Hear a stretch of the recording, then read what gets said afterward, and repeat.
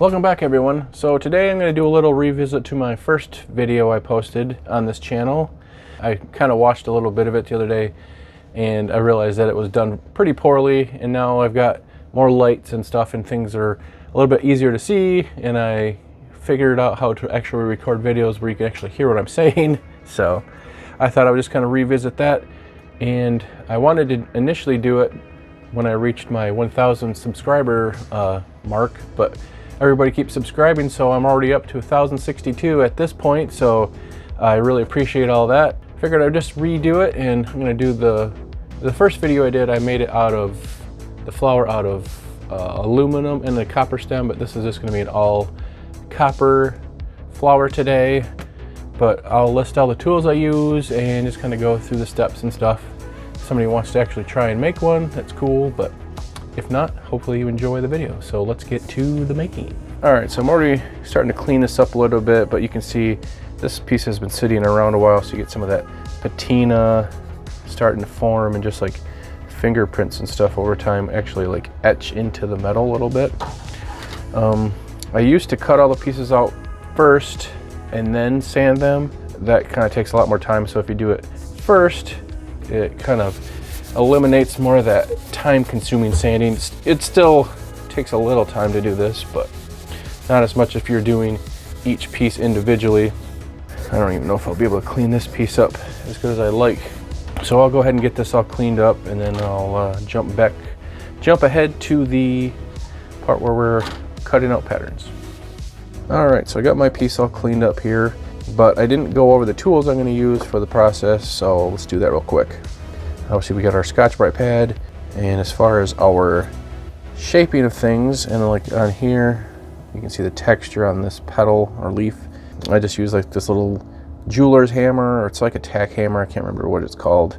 And I use this little tiny anvil in the shaping of this, but maybe you had like a hard piece of wood or something smooth and like a rounded edge, like a wooden dowel maybe, you could use that to form and shape the texture and shape of these bottom pieces. And as far as shaping other things go, we have our soft jawed pliers. That works really nice when we're rounding these edges. Doesn't mar anything up, but it gives you a good grab, and you can still like manipulate the metal really nice and get a good result with those. We just got this is a little bit heavier pair. If you have a really thick gauge piece of metal, those work nice, but typically I just use the smaller ones. Every once in a while I need to get in a tight spot where I need to maybe trim something. These little I guess they're just regular shears for metal, but they don't have a spring on them, so they're kind of awkward to use. We're gonna have a drill to drill out for our stem. And obviously I don't have it out here, but I use like a large soldering iron to solder all the pieces in before I start folding everything. But I don't like to use a torch because it kind of heats everything up and discolors everything. So the large soldering iron is the key for me, but you could also just get away with, you can tell I always use a tiny piece of copper tubing the next size up, and you can kind of just crimp that on there, and it's the same way in the side there. You just crimp it on there, and then I just use like the solder. It's just more like a added security, so I know it's not going to fall apart. Now we're going to take our pattern, I'm going to cut all these pieces out, and then I just glue them down, and then I'm going to cut them out.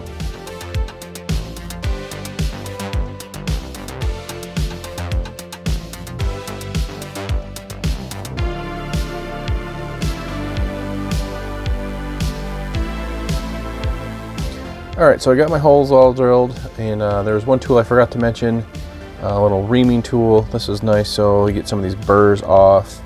And also when you're getting to the point where you need to assemble your stem, sometimes that's a pretty good fit there. Sometimes you have to kind of tweak it a little bit, give it a little adjustment until you get it to fit better. These are relatively inexpensive and they work really good for that. So that's another tool to add to your tool list. All right, so I'm gonna continue on cutting these all out. You don't have to watch me, I'm just gonna skip to the next part. I'm gonna cut these all out, and then I'm gonna I just throw these in like a bucket of water so that the glue comes off, and I'm going to clean them up a little bit, and then we'll get to the part where I kind of just do little adjustments with the file and then the assembly. All right, so I got all my pieces cleaned up. Some of them I didn't get quite sanded down perfect. The outside finish isn't going to really matter because I'm going to do a little patina to it, so that'll kind of get covered up in that. And I also did some of the cleanup as far as getting these burrs off of the drill holes. Sometimes if you get really big ones, there was one that still got to remove somewhere here, like this guy. If you get too many of these big burrs, when you sandwich everything together, when you start to do the folding, it actually creates like a gap, and then like your inner pedals can spin and stuff, and you want everything to be so that it doesn't move and it's nice and tight. So just watch for that. And now I'm going to go ahead and grab a file. Spots like this where it's just got like a point or some kind of rough edges or just points that kind of look unnatural. You want everything to be kind of organic looking and rounded and smooth as much as you can. Some of the stuff down here doesn't really make much difference because other than the outside one, you don't really see it too much. It's mostly just this upper edge, so don't really have to focus too much on these inner portions. So just going to go ahead and clean these up, and then we'll get to the next step. And you also kind of just try to be careful, so when you know, the copper works really nice as far as being flexible. You don't have to worry about it. Like the aluminum, you bend it too many times, it'll crack. This is pretty forgiving, so just kind of move it out of the way. That way you're not scratching up the other side.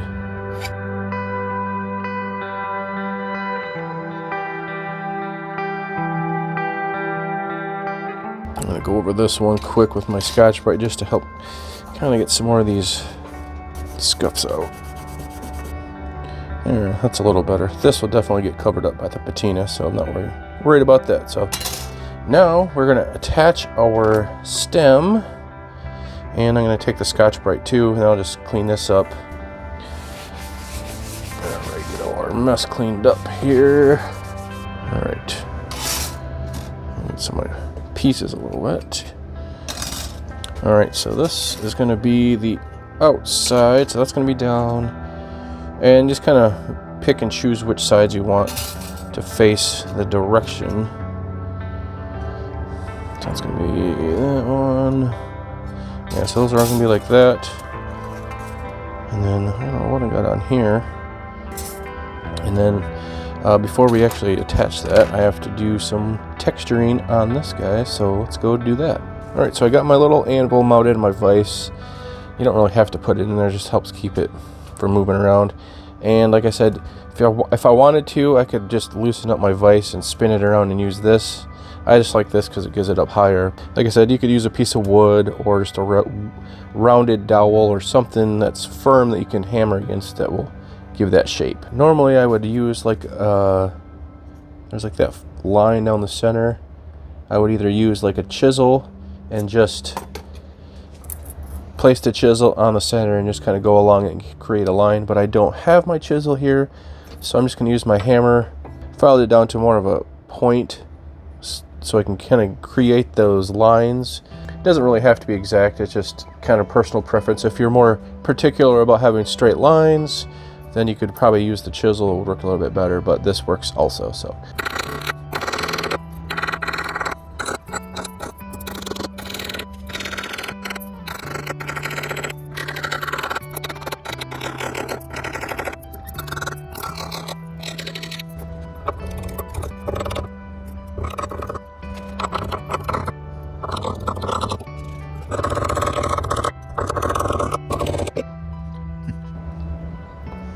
and it doesn't really have any like rhyme or reason to which way it goes. I just kind of do whatever. So now we can go ahead and put everything together. So what I like to do is I cut these little, I don't know, 1/4 inch piece lengths of tubing that are just the next size bigger, and I will crimp this on one end, and I'll put all my pieces, stack them up, and then follow it up with another one, and then press everything together as tight as I can and then crimp it, and then I go over the top and solder the two pieces of tubing together just for a little bit more security. That way I know that sometimes something won't happen and like it will separate. So, and for that I just use my ginormous 300 watt soldering iron. So I'm gonna go ahead and plug this in so this thing can heat up. I will put a link for this as well in the description, but it's not really necessary. It's just like a thing that I like to do just for added peace of mind. So, and as far as like the solder and stuff, I just use regular lead free, like you would use for plumbing, copper plumbing solder. So the only reason that I put the pieces on first is sometimes when you crimp it, it kind of distorts the shape of the tube and then it won't actually go on right, or you can't really get it to where you want it. So I always wait till the last part to do that.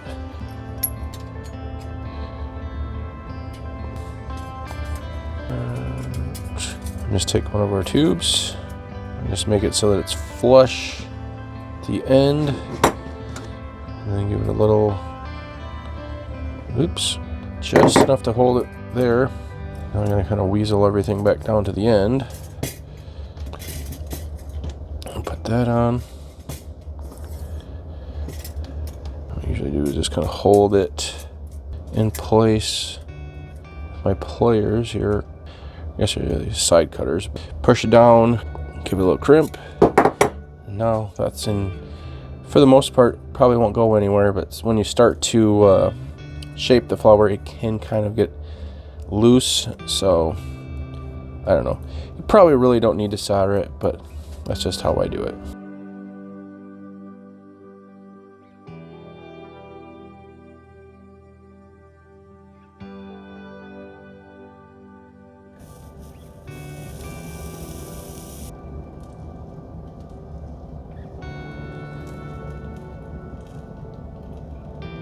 Alright, so this is kind of what we got right now. Most of this stuff will just flake off like that.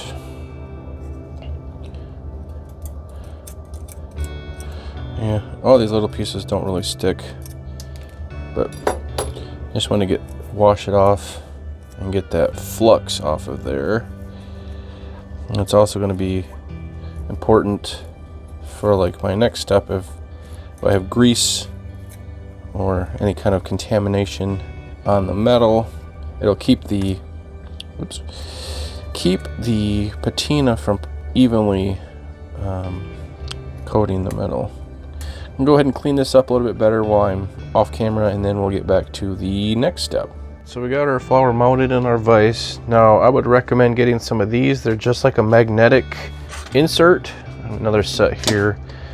This one has like little grooves and stuff, so if you have something round, it lets me mount it in there. It doesn't scuff up my piece, but I can also kind of move it around when I need to when I'm forming it. But they're just magnetic, give you like a rubber surface if you want something that's not going to get scuffed up by the metal teeth that are normally in there. So we're going to use our soft jaw pliers, either this pair or this, depending on what I need to do as far as shaping the edges. I'm also going to have to go around and, as I'm going, kind of wipe some of this stuff off because there is some of that flux underneath there, so I'm going to have to kind of clean it up as I go. The first thing we got to do is just get a hold of our centerpiece and just fold these straight up like so. And then I'm going to take our long nose pliers here, and then we're just going to shape those in slightly and do that all the way around, just a little bit, doesn't have to be a ton.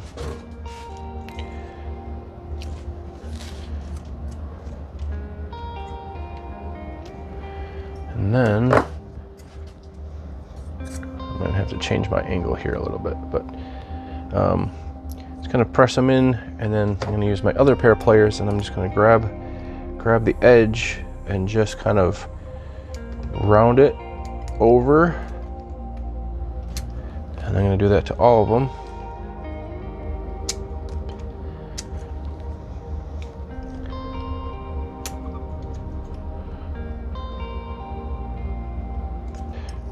fold them in. It doesn't really have to be anything particular. Sort of like that. Now, we just start going around and doing the kind of same process as we go. So I'll show this too. So where we have our first petal, we want the back of this to be on this gap basically. So when we fold these up, it's going to cover the joint, and we'll kind of overlap all the way around so that you get, you can kind of tell here, so you can see like everything kind of covers the next one and so on until you get to the outer edge. But just kind of repeat that pattern all the way around the whole piece. We got our first petal here, and that's going to cover up this joint. Zoom in a little bit better here. So it's going to go up.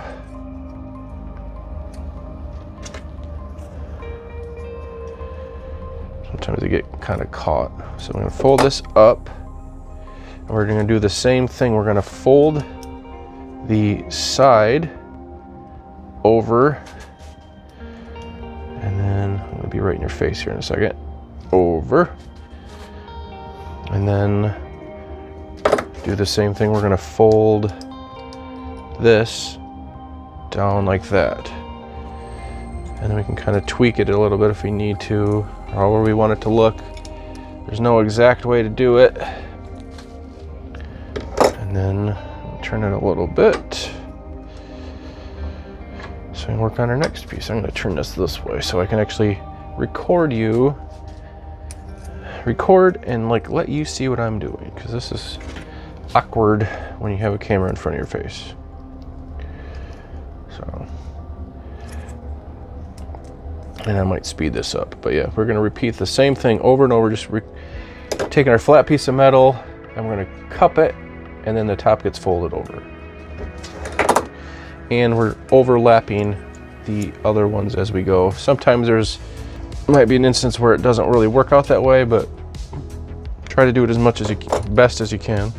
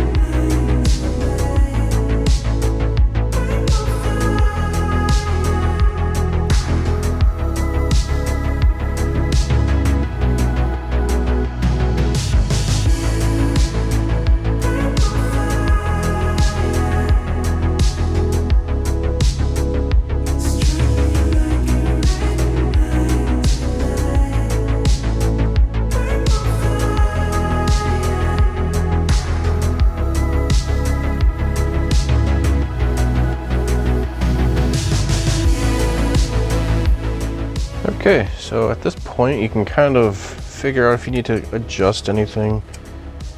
If you want it spread out a little bit more so it's kind of even, and then you got a couple pieces that kind of look like they need to be tightened up. Put a little bit more curve to them. Kind of, sometimes your handles for your pliers work nice, so you can kind of use that as a squeezing tool. It doesn't scratch anything, just kind of get it a little bit more pushed in this way. That's pretty much it. All right, well, we're pretty much done. The only other thing left to do is put a clear coat on here, and I am not going to put one on it today, but if I were to put one on it, I use Protect-A-Clear. This stuff works really, really good. I really like that product. I'll put a link for it below, but if you have any more questions, check out my other video on products that I use and tools that I use, and I kind of go over that a little bit better on that. But it works really nice. This was made a couple years ago, and it's still nice and shiny. It doesn't really completely slow the aging process down, but it certainly helps. Obviously it's nice and shiny still, but you can tell the color is a little bit more orange on this one than like the one I just finished. But overall, I'd say that's a pretty good result as far as like keeping it nice and shiny. It doesn't get all dull and stuff. But yeah, I'm not going to put any clear coat on here because I'm going to do a video about liver of sulfur and some of the things you can do with that stuff. But this was one flower that I did, and just kind of wanted to do something different. Just gives it a little bit that dark coloration on copper, and it also works for silver. But that'll probably be another video coming up shortly here. But I think that's going to be it for today, guys. Hopefully this video is better than the original one, the very first video I made making flowers. If you are interested in these flowers as far as purchasing, I have some available still on my Etsy site. I'll put a link for that below. But other than that, I appreciate you guys watching, and I will talk to you later. See you later.